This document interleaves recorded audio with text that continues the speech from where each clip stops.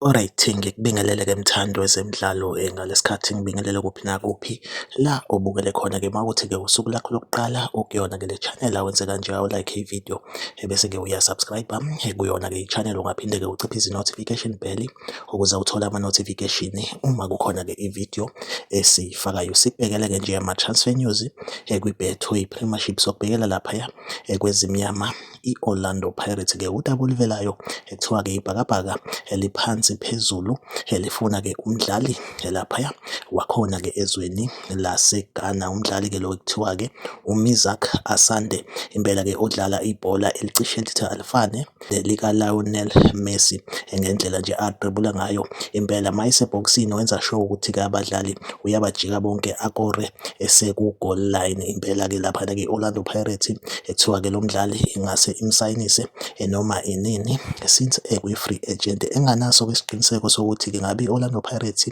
ifuna-ke ukumfaka kwi-first team okanye kwi-MDC ye-Orlando Pirates-ke. Nokho-ke akujwayelekile ukuthi-ke ama-foreigner abe laphaya kwi-MDC, kodwa nje indaba evelayo kuthiwa-ke i-Orlando Pirates lo mdlali uMisak Asante ingase-ke imsayinise kulona-ke ibhakabhaka. Lo mdlali-ke oneminyaka ewu-19 nje kuphela-ke. Iyona update engiyiphethe-ke njengamanje. Like ividiyo, usubscribe kuyona-ke i-channel. Mina nawe ngizohlezi-ke khona ngulethele-ke ama-transfer news ekhona-ke kwi-Betway Premiership. Okwamanje-ke ividiyo yethu asiyibambe la, nisale kahle.